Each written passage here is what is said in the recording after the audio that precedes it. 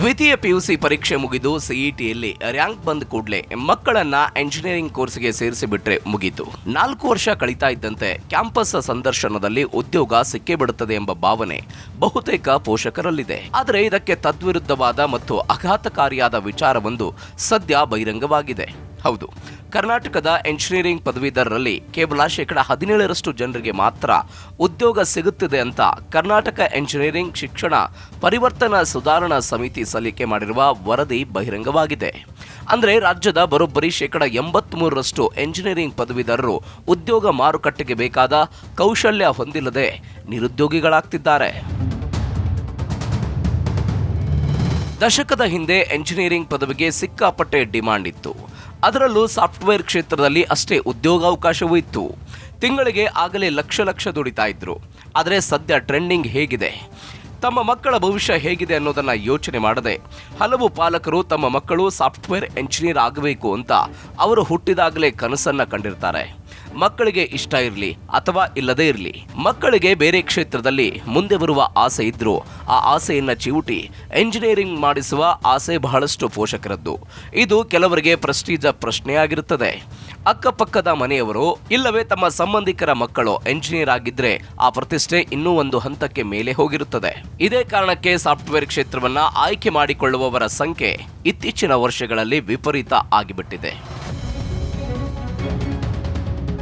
ತಮ್ಮ ಮಕ್ಕಳಿಗೆ ಲಕ್ಷ ಹಣ ಸುರಿದು ಈ ಪದವಿ ಕೊಡಿಸುವ ಅಪ್ಪ ಅಮ್ಮನೂ ಸಾಕಷ್ಟು ಇದ್ದಾರೆ.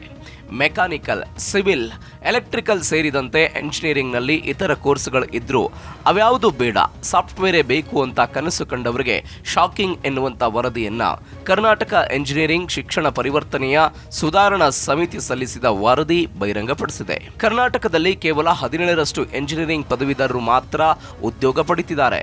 ಇದು ಒಂದು ದಿಗ್ಭ್ರಮೆಗೊಳಿಸುವ ಉದ್ಯೋಗಾವಕಾಶ ಬಿಕ್ಕಟ್ಟನ್ನ ಪ್ರತಿನಿಧಿಸುತ್ತದೆ ಅಂತ ವರದಿಯಲ್ಲಿ ಉಲ್ಲೇಖಿಸಲಾಗಿದೆ. ಹಾಗಾದ್ರೆ ವರದಿಯಲ್ಲಿ ಏನಿದೆ? ಪ್ರೊಫೆಸರ್ ಸಡ್ಗೋಪನ್ ಮತ್ತು ಇತರ ಐಐಟಿ, ಐಐಸಿ ಪ್ರಾಧ್ಯಾಪಕರ ನೇತೃತ್ವದ ಉನ್ನತ ಶಿಕ್ಷಣ ಇಲಾಖೆಯಿಂದ ರಚಿಸಲ್ಪಟ್ಟ ಈ ಸಮಿತಿ ಕರ್ನಾಟಕದ ಎಂಜಿನಿಯರಿಂಗ್ ಶಿಕ್ಷಣದ ಕುರಿತು ವಿವರವಾದ ಅಧ್ಯಯನವನ್ನು ನಡೆಸಿ ಕೆಲವು ಪ್ರಮುಖ ಸುಧಾರಣೆಗಳನ್ನು ಸೂಚಿಸಿದೆ. ಇದು ಇತ್ತೀಚೆಗೆ ಉನ್ನತ ಶಿಕ್ಷಣ ಇಲಾಖೆ ಈ ವಿವರವಾದ ವರದಿಯನ್ನು ಸಲ್ಲಿಸಿದೆ.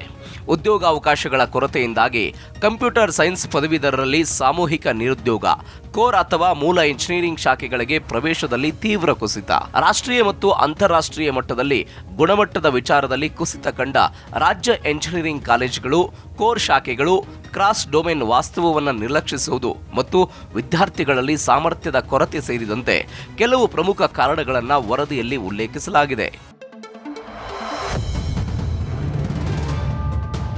ಏರೋಸ್ಪೇಸ್, ರಕ್ಷಣಾ ಕ್ಷೇತ್ರದಲ್ಲಿ ವೃತ್ತಿಪರರ ಕೊರತೆ. ಇದಲ್ಲದೆ ಭಾರತದ ಸೆಮಿಕಂಡಕ್ಟರ್ ವಲಯ 2027ರ ವೇಳೆಗೆ 2.50 ಲಕ್ಷದಿಂದ 3 ಲಕ್ಷ ವೃತ್ತಿಪರರಿಗೆ ಪ್ರತಿಭಾ ಕೊರತೆಯನ್ನ ಎದುರಿಸಲಿದೆ ಅಂತ ಅದು ಹೇಳ್ತಾ ಇದೆ. ರಾಜ್ಯ ಮಟ್ಟದ ಅಂತರ 10,000ದಿಂದ 15,000 ವೃತ್ತಿಪರರು ಅಂತ ಅಂದಾಜು ಮಾಡಲಾಗಿದೆ. ಅದೇ ರೀತಿ ಏರೋಸ್ಪೇಸ್ ಮತ್ತು ರಕ್ಷಣಾ ಕ್ಷೇತ್ರದಲ್ಲಿ ವೃತ್ತಿಪರರ ಕೊರತೆ 4,000ದಿಂದ 8,500ವರೆಗೆ, ಎಲೆಕ್ಟ್ರಿಕ್ ವಾಹನಗಳು 6,000ದಿಂದ 11,000, ಶುದ್ಧ ಇಂಧನ 5,000ದಿಂದ 9,000, ಬಯೋಮೆಡಿಕಲ್ ಸಾಧನಗಳು 2,200ರಿಂದ 4,200. ಈ ಅಂತರವನ್ನ ಕಂಪ್ಯೂಟರ್ ವಿಜ್ಞಾನ ಅಥವಾ ಐಟಿ ಪದವೀಧರರು ಎಂದಿಗೂ ತುಂಬಲು ಸಾಧ್ಯವಿಲ್ಲ ಅಂತ ಈ ವರದಿಯಲ್ಲಿ ಉಲ್ಲೇಖಿಸಲಾಗಿದೆ. ಕಾಲೇಜುಗಳಿಗೆ ನಿಯಮ. ಯಾವುದೇ ಖಾಸಗಿ ವಿಶ್ವವಿದ್ಯಾಲಯ ಅಥವಾ ಖಾಸಗಿ ಎಂಜಿನಿಯರಿಂಗ್ ಕಾಲೇಜಿನ ಆರಂಭದಲ್ಲಿ ವಿದ್ಯಾರ್ಥಿ ಕೋಟಾ ಮಂಜೂರಾತಿಯನ್ನು ನಿರ್ದಿಷ್ಟ ಕೋರ್ಸ್ ಅಥವಾ ವಿಭಾಗಕ್ಕೆ 60 ಪ್ರವೇಶಗಳಿಗೆ ಸೀಮಿತಗೊಳಿಸಿ ಸಮಿತಿ ಶಿಫಾರಸು ಮಾಡಿದೆ. ಇದಲ್ಲದೆ ವರ್ಷಕ್ಕೆ 60 ವಿದ್ಯಾರ್ಥಿಗಳ ಹೆಚ್ಚಳವನ್ನು ಅನುಮತಿಸಲಾಗುತ್ತದೆ ಮತ್ತು ಆರಂಭಿಕ 4 ವರ್ಷಗಳ ಅವಧಿಗೆ ಗರಿಷ್ಠ 180 ಸೀಟುಗಳಿಗೆ ಸೀಮಿತಗೊಳಿಸಲಾಗುತ್ತದೆ. ಕೋರ್ಸ್ ಅಥವಾ ವಿಭಾಗವು ರಾಷ್ಟ್ರೀಯ ಮಾನ್ಯತಾ ಮಂಡಳಿಯಿಂದ ಮಾನ್ಯತೆ ಪಡೆದಿದ್ದರೆ ಮಾತ್ರ ಖಾಸಗಿ ವಿಶ್ವವಿದ್ಯಾಲಯಗಳು ಮತ್ತು ಖಾಸಗಿ ಎಂಜಿನಿಯರಿಂಗ್ ಕಾಲೇಜುಗಳು ವಾರ್ಷಿಕವಾಗಿ 60ರಷ್ಟು ಪ್ರವೇಶವನ್ನು ಹೆಚ್ಚಿಸಬಹುದು. ಎನ್ಬಿಎ ಮಾನ್ಯತೆಯ ಜೊತೆಗೆ ಖಾಸಗಿ ವಿಶ್ವವಿದ್ಯಾಲಯಗಳು ಸಹ ನ್ಯಾಕ್ ಮಾನ್ಯತೆಯನ್ನು ಪಡೆಯಬೇಕು. ಯಾವುದೇ ಸಂದರ್ಭದಲ್ಲಿ ಕೋರ್ಸ್ ಅಥವಾ ವಿಭಾಗದ ಒಟ್ಟು ವಿದ್ಯಾರ್ಥಿ ಬಲ 300 ಮೀರಬಾರದು ಅನ್ನುವ ನಿಯಮವನ್ನು ರೂಪಿಸಲಾಗಿದೆ. ಪ್ರಮುಖ ಶಿಫಾರಸುಗಳು. ಖಾಸಗಿ ವಿಶ್ವವಿದ್ಯಾಲಯಗಳು ಮತ್ತು ಎಂಜಿನಿಯರಿಂಗ್ ಕಾಲೇಜುಗಳು ಯಾವುದೇ ಸಮಯದಲ್ಲಿ 5ಕ್ಕಿಂತ ಹೆಚ್ಚು ಕಂಪ್ಯೂಟರ್ ಸಂಬಂಧಿತ ಕೋರ್ಸ್ಗಳು ಅಥವಾ ವಿಭಾಗಗಳನ್ನು ಪ್ರಾರಂಭ ಮಾಡೋದಕ್ಕೆ ಸಾಧ್ಯವಿಲ್ಲ. ಎಲ್ಲ ಕಂಪ್ಯೂಟರ್ ಸಂಬಂಧಿತ ವಿಭಾಗಗಳ ಒಟ್ಟು ವಿದ್ಯಾರ್ಥಿ ಬಲ 900 ಮೀರಬಾರದು. ಎಂಜಿನಿಯರಿಂಗ್ ಅಥವಾ ತಂತ್ರಜ್ಞಾನ ಕಾರ್ಯಕ್ರಮಗಳ ಎಲ್ಲ ಕೋರ್ಸ್ಗಳು ಅದೇ ಷರತ್ತುಗಳನ್ನು ಅನ್ವಯಿಸುತ್ತವೆ.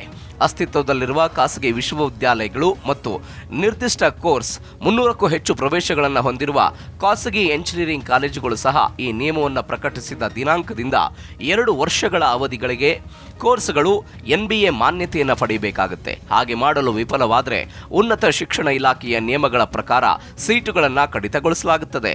ಈ ನಿಯಮಗಳು ರಾಜ್ಯದಾದ್ಯಂತ ಡೀಮ್ಡ್ ವಿಶ್ವವಿದ್ಯಾಲಯಗಳಿಗೂ ಅನ್ವಯಿಸುತ್ತದೆ. ಹೀಗಾಗಿ ಪೋಷಕರು ತಮ್ಮ ಮಕ್ಕಳನ್ನ ಕೇವಲ ಕಂಪ್ಯೂಟರ್ ಸೈನ್ಸ್ ಎಂಬ ವ್ಯಾಮೋಹಕ್ಕೆ ಬಿದ್ದು ಕಾಲೇಜುಗಳಿಗೆ ಸೇರಿಸುವ ಮುನ್ನ ಮಾರುಕಟ್ಟೆಯ ವಾಸ್ತವತೆ ಮತ್ತು ಕಾಲೇಜಿನ ಗುಣಮಟ್ಟವನ್ನು ಪರಿಶೀಲನೆ ಮಾಡೋದು ಅಗತ್ಯವಾಗಿದೆ.